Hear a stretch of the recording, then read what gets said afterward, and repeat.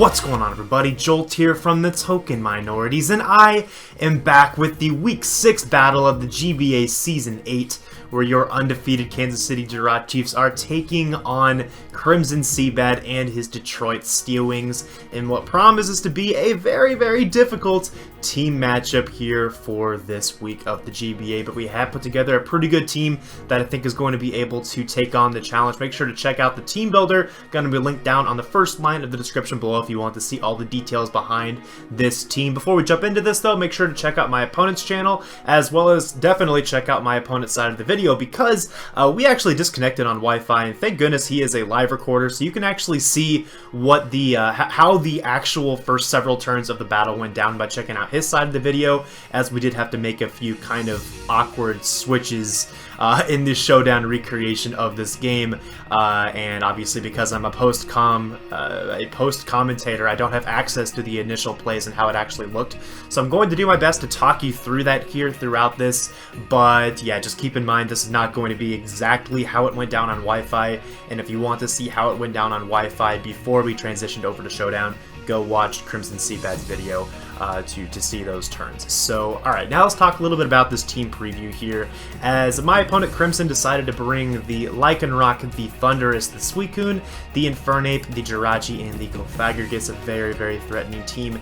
As the team that I brought, again, check out the team builder if you want all the specifics, is a Choice Scarfed Breloom, an Autotomized Akaberry Celesteela, a Technician Alolan Persian with Parting Shot, a Specially Defensive Seismitoad, a Mixed Defensive, more leaning towards Specially Defensive Arcanine, and a Mega Venusaur, which I believe is primarily physically defensive this week. So the team I brought has a pretty stout defensive core with the Seismitoad, the Arcanine, and the Mega Venusaur, with a couple good revenge killers in the Scarfed Breloom and the pretty fast Alolan Persian, which has a really good speed matchup against this team. And then Celesteela is a potential win condition in this game, as I am expecting him to be a Choice Scarfed Infernape to help combat a Z-move Autotomized Celesteela. So the general game plan would be to try to set up an Autotomize on something, with my opponent expecting to be able to check my Celesteela with his Scarfed Infernape, and then as soon as he triggers my Akaberry, I get a knockout with Air Slash, and that's where my Beast Boost comes from, and from there I'd be able to proceed to hopefully sweep his team. So that's the general idea with trying to win with Celesteela.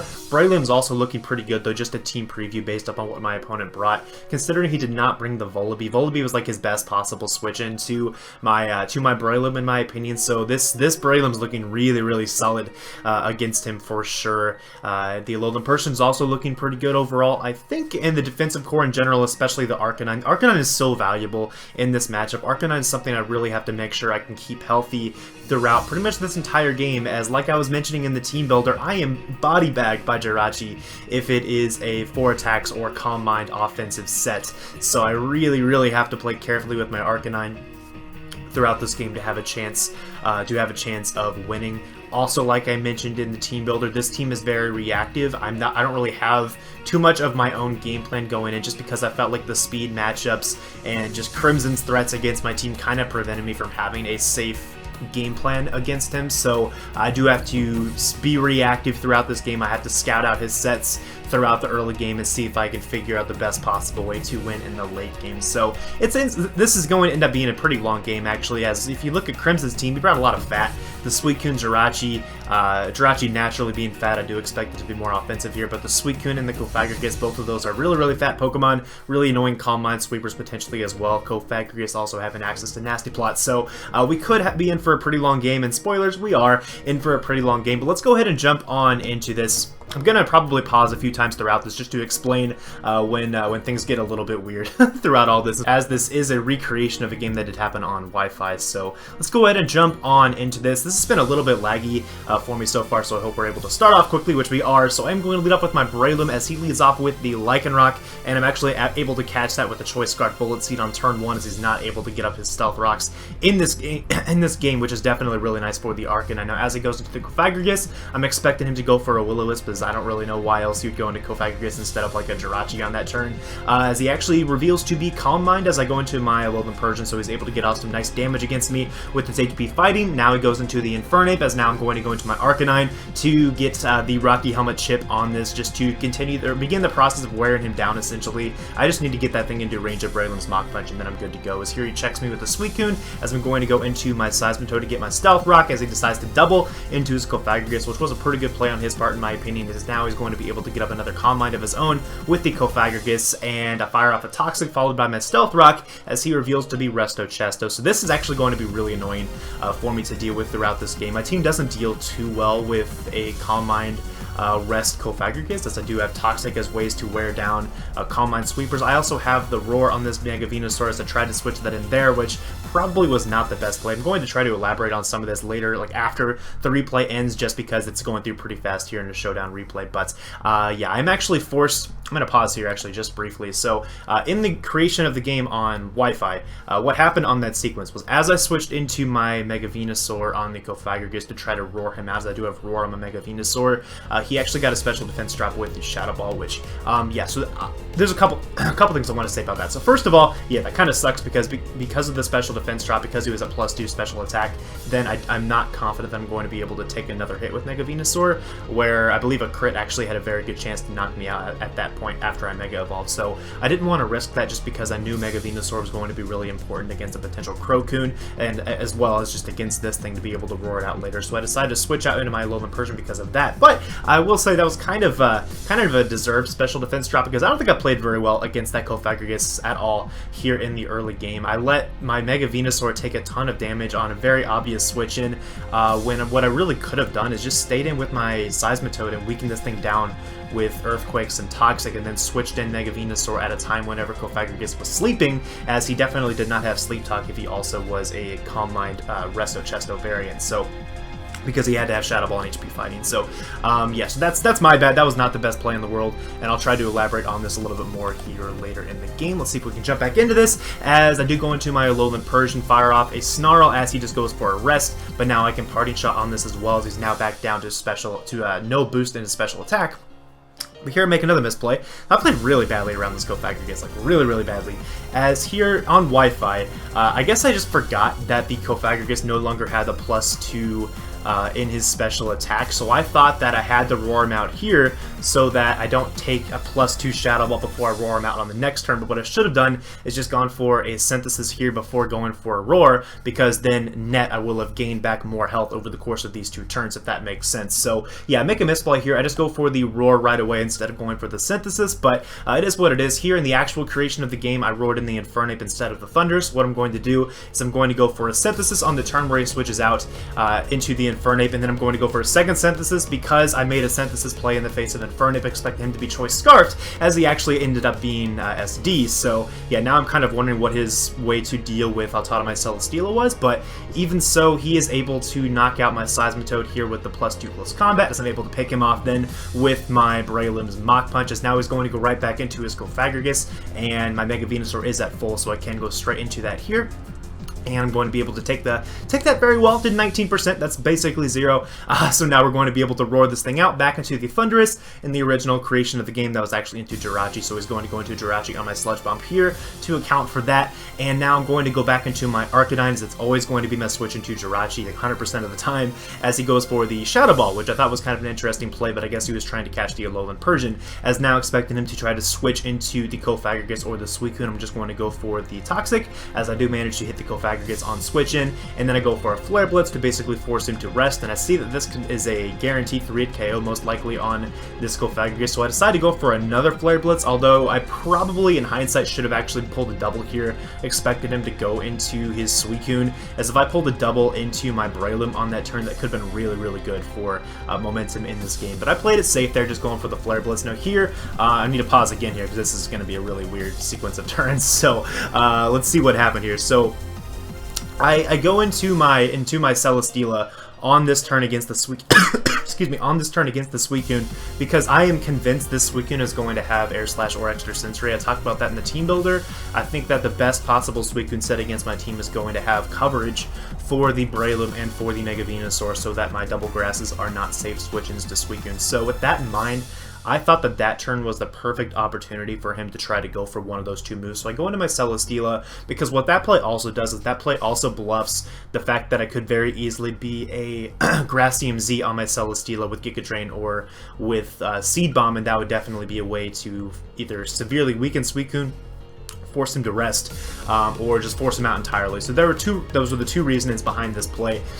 And yeah, so basically what happens here in the original creation of the game is that he is forced to go, or he switches into his Cofagrigus, probably scouting for the Z move, which that's a fair enough play. One thing I did not mention is I actually let him get an extra turn of leftovers back on that previous turn because I crit him with my Arcanine Flare Blitz, so that's just something to keep in mind there. As now, I'm just going to fire off a few air slashes on this Cofagrigus, so honestly, I'm really happy that he was willing to sack Cofagrigus here. That was really convenient for me late game. I think getting rid of that thing, it just makes my team's job a lot easier in the end. As now I am just going to weaken the Thundurus down into range of him dying from his own recoil, as in the original creation of the game I had I weakened this thing down with my Celesteela, and then he knocked me out with the Wild Charge, and we basically doubled down just like we did here. As now I go into my Alolan Persian, as I don't think this is going to be Choice Scarf Jirachi, which it actually turned out to be. So I thought that was kind of interesting, but here he decides to sack off his Cofagrigus to make this a double down situation. But either way, I'm okay with going into my Breloom here because I do have the Scarf Spore. If he goes into Scarf Spore or even the Scarf Bullet Seed, and if he goes into the Jirachi, I always have the free switch into my Arcanine later on. But in this case, my Arcanine is potentially in range of two Psychics from this. I don't want to risk him getting too high rolls, so I actually sack off my Venusaur first, then go into my Arcanine because I know I can beat this 1v1, and because of my special defense investment, I can force the Suicune to rest eventually.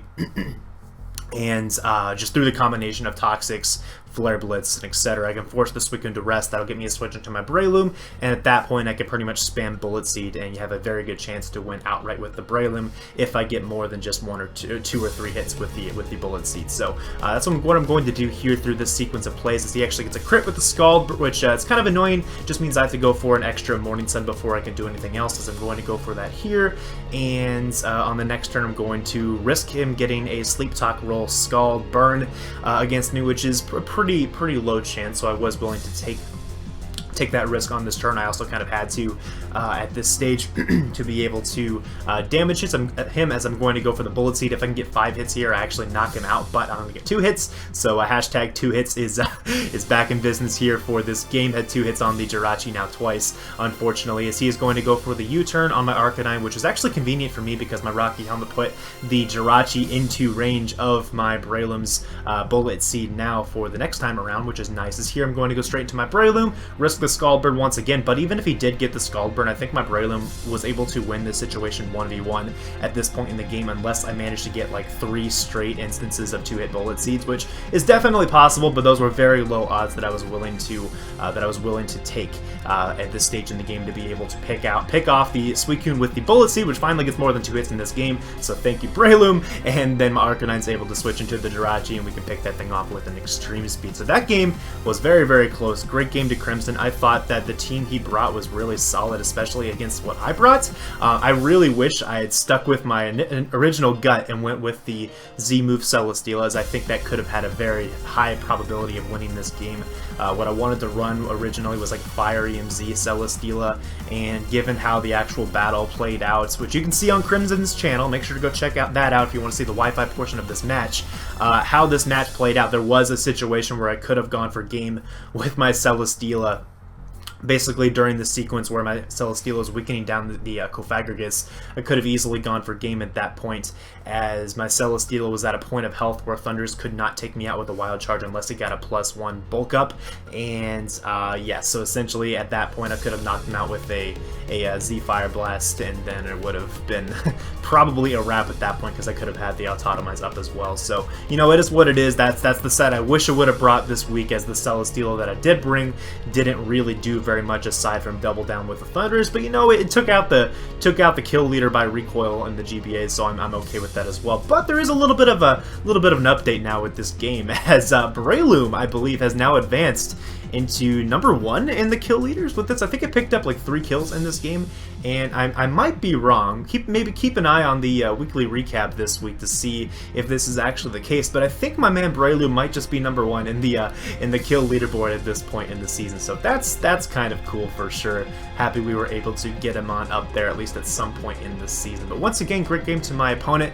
If you have any questions about the battle, feel free to ask those down below. We should hopefully have another press conference coming up this coming week. I know we missed the one this past week, and I do apologize for that, but we should be able to have time to do another one of those in this upcoming week. As far as the question of the day, the question is, what do you think is the best Calm Mind user in draft format? I think it's actually Clefable, but I'm also pretty biased. I love Clefable, you know, I think Clefable is just pretty much fantastic. I think Reuniclus is up there as well as one of the best Calm Mind users. Suicune in Gen 7 seems to be a very, very good Calm Mind user as well.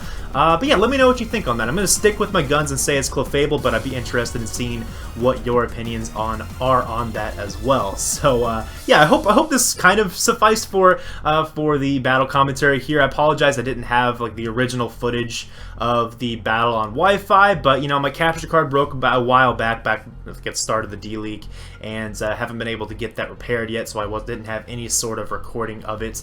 So this is pretty much all I had to work with, but once again, please go check out Crimson Side of the match if you want to see the actual plays on Wi-Fi before we got to this showdown aspect of the match. So yeah, I think we're about done here. We have advanced to a 6-0 record, I believe a plus 18 differential, which is still #1 in the league, so that's pretty awesome as well.